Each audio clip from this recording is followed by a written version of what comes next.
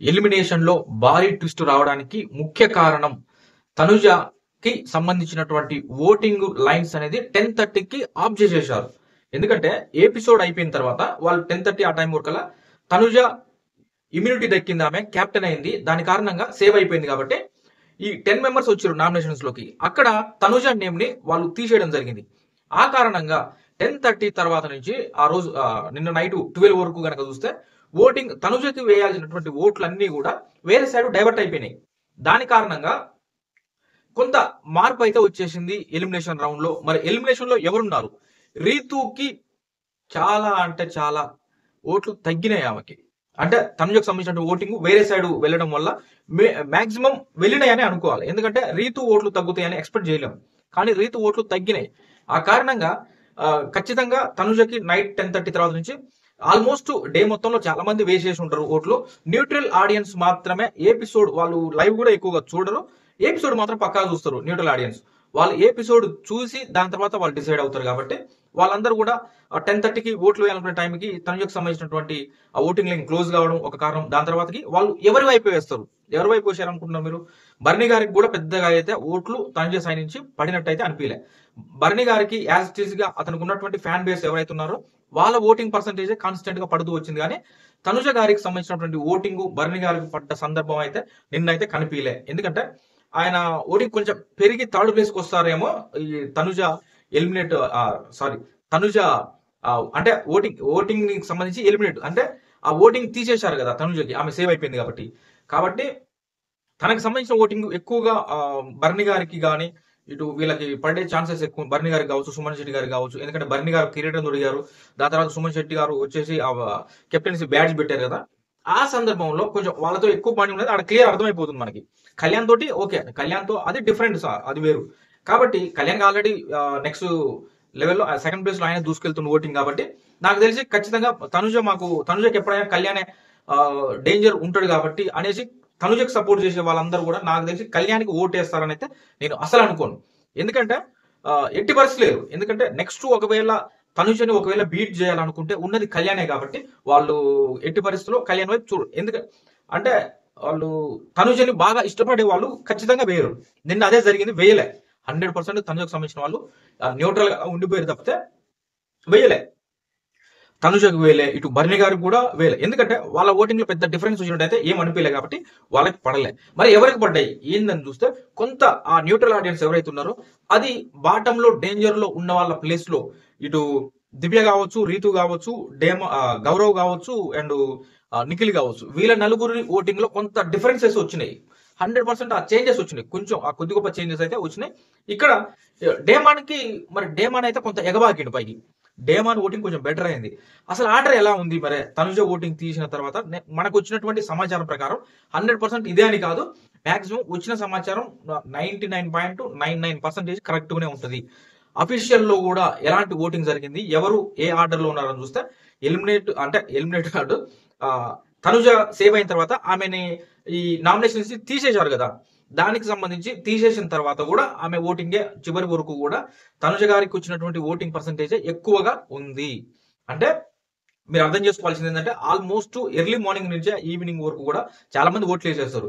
చివరికున్న ఆ 10:30 తర్వాత 12 వరకు ఆ కాస్త టైం ఒక్క న్యూట్రల్ ఆడియన్స్ మాత్రమే వెయిట్ చేస్తారు. కాబట్టి అక్కడ పెద్ద తేడా రాలే, తనుజనే టాప్ 1 లో దూసుకుపోయింది. ఇది 100% ఆమెనే ఫస్ట్ ప్లేస్ లో ఉంది. Second place as it is గా కళ్యాణే సెకండ్ ప్లేస్ లో ఉండు. తనుజ ఓటింగ్ ఆపేసిన తర్వాత తనుజకి ఇంకా పడకుండా అయిపోయినాయి కాబట్టి ఓట్లు కళ్యాణ్ ముందుకు వెళ్తాడేమో అని అనుకుండొచ్చు. కానీ అలా ఏం లేదు, అప్పటికే ఆమెకి ఆ ఓటింగ్ ఎక్కువగా ఉంది. ఇద్దరి మధ్య 3% డిఫరెన్స్ ఉంది. తనుజకు 24% ఓటింగ్, కళ్యాణ్కి 21% ఓటింగ్ ఉంది. కాబట్టి ఆల్మోస్ట్ 10:30 వరకు చాలా ఓటింగ్ పడిపోయింది. వేసిన వాళ్ళు మళ్ళీ వేయడానికి అవకాశం లేదు కాబట్టి అక్కడ పెద్ద ఛాన్సెస్ రాలే. తనుజనే నెంబర్ 1 ప్లేస్ లో ఉంది. సెకండ్ ప్లేస్ లో కళ్యాణ్ ఉన్నాడు. థర్డ్ ప్లేస్ కనుక చూసినట్లయితే మనం సుమన్ శెట్టి గారు, సంజన గారు అండ్ బర్నీ గారు, వీళ్ళ ముగ్గురిది ఆల్మోస్ట్ ఒకటే పర్సెంటేజ్ ఓటింగ్ తో ఉంటుండే యాక్చువల్లీ. కానీ ఫైనల్ గా అఫీషియల్ కాడికి వచ్చేసరికల్లా మనకి సుమన్ గారే థర్డ్ ప్లేస్ లో ఉన్నారు. ఆ కొంచెం డిఫరెన్స్ అయినా సరే 1.2% కావచ్చు, లేదా అంటే 0.12, 0.3 ఇట్లా చాలా తక్కువ స్లైట్ డిఫరెన్స్. సుమన్ శెట్టి గారు అండ్ సంజన గారు, బర్నీ గారు ఆల్మోస్ట్ ఒకటే పర్సెంటేజ్ తోటి అయితే వీళ్ళు ఉన్నారు. అయితే నిన్న నైట్ అఫీషియల్ గా వచ్చిన దాని తర్వాత కొంచెం స్మాల్ చేంజెస్ వచ్చింది. ఏంటంటే సుమన్ గారు థర్డ్ ప్లేస్ లోకి వెళ్ళారు. 1 తనుజ, 2 కళ్యాణ్ 3 సుమన్ శెట్టి గారు అండ్ 4th ప్లేస్ కనుక చూస్తే సంజన గారు వచ్చారు. 4th ప్లేస్ లో సంజన గారు ఉన్నారు. 5th ప్లేస్ కి వచ్చేసరికల్లా ఊహించని విధంగా డేమాన్ పవన్ 5th ప్లేస్ కి వచ్చారు. డేమాన్ పవన్ 5th ప్లేస్ కి వచ్చారు. అంటే భరణి గారికి తనుజ గారికి సంబంధించిన ఓటింగ్ ఏ మాత్రం చీలలేదు. యాజ్ ఇట్ ఈజ్ గా భరణి గారికి ఏదైతే ఓటింగ్ ఆయన ఫ్యాన్స్ ఎవరైతే ఉన్నారో వాళ్ళు మాత్రమే నిక్కచ్చిగా ఆయనకు ఓట్లు వేశారు. దాని పరంగా ఆయన 6th ప్లేస్ కి వెళ్ళిపోయారు. స్టార్టింగ్ నుంచి చూస్తే నిన్నటి వరకు కూడా నిన్న ఈవినింగ్ వరకు కూడా చూస్తే భరణి గారు 5th ప్లేస్ లో ఉండే, కానీ డేమాన్ పవన్ కొంత ముందుకు వెళ్లి భరణి గారు 6th ప్లేస్ కి వచ్చారు. ఇది క్లియర్, మీరు అర్థం చేసుకోవాలి ఖచ్చితంగా. ఎందుకు తక్కువ అంటున్నారు భరణి గారిని, అలా ఏం లేదు, ఉన్నది ఉన్నట్టు చెప్తున్నా కాబట్టి మీరు రేపు ఓట్లు వేసుకోవడానికి కూడా బాగుంటది. ఆయనకు ఓట్లు పడక ముందుగా భరణి గారు 3rd ప్లేస్ వచ్చారు, 4th ప్లేస్ వచ్చారు, 2nd ప్లేస్ వచ్చారు అని చెప్తే అందరు మీరు లైట్ తీసుకుంటారు, పెద్ద సీరియస్నెస్ ఉండదు. కాబట్టి నిక్కచ్చిగా ఉన్నది ఉన్నట్టు చెప్తున్నా, అర్థం చేసుకుంటానే చెప్తున్నా. ఇది భరణి గారు 6th ప్లేస్ కి పరిమితం, 6th ప్లేస్ కి వెళ్ళిపోయారు. దాని తర్వాత 7th ప్లేస్ కనుక చూస్తే రీతుకి ఎక్స్పెక్ట్ చేయలేము. రీతు 7th ప్లేస్ లో కొనసాగుతుంది. రీతుకి అండ్ దివ్య గారికి వీళ్ళిద్దరి మధ్య చాలా టఫ్ గా ఉందంట. మరి Ritu and Divya 7th 8th ఆ 2 ప్లేసుల్లో వాళ్ళిద్దరే ఉన్నారు. ఇక బాటం లో కనుక మనం చూసినట్లయితే నిఖిల్ అండ్ గౌరవ్ వీళ్ళిద్దరు, గౌరవే కొంచెం బెటర్ ఓటింగ్ ఉంది అనే విధంగా అయితే తెలుస్తుంది నిఖిల్ కంటే. నిఖిల్ అండ్ గౌరవ్ ఆల్మోస్ట్ ఒకటే పర్సెంటేజ్ ఓటింగ్ తోటి కొంత ఎంతైనా సరే ఆ 0.1 0.2 0.3% ఆ బెటర్ లో కొంత గౌరవే ఉన్నాడు అనేది అయితే వినిపిస్తుంది.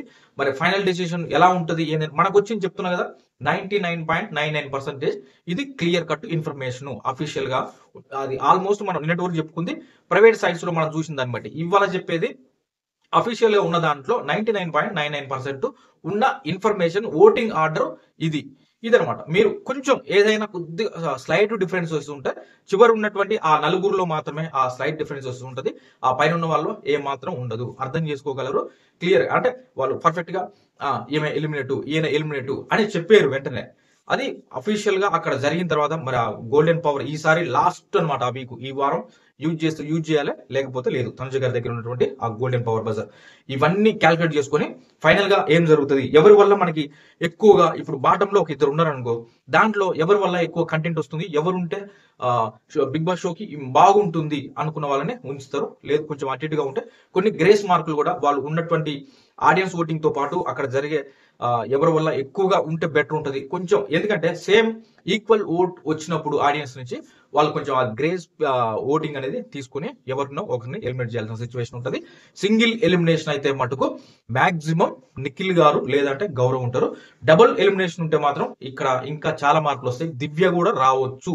డబుల్ ఎలిమినేషన్ ఉండే ఛాన్సెస్ కూడా ఉన్నాయి అంటారు, కానీ మాక్సిమం ఉండొచ్చు అంటారు. కానీ సింగిల్ ఎలిమినేషన్ అయితే కన్ఫామ్. అది నిఖిల గౌరవ అనేది మనం చెప్పలేం. డబుల్ ఎలిమినేషన్ ఉంటే దివ్యకు వచ్చే అవకాశం కూడా ఛాన్సెస్ ఉంటాయి.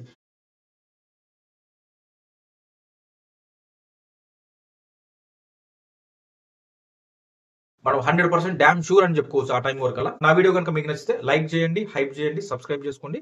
Thank you.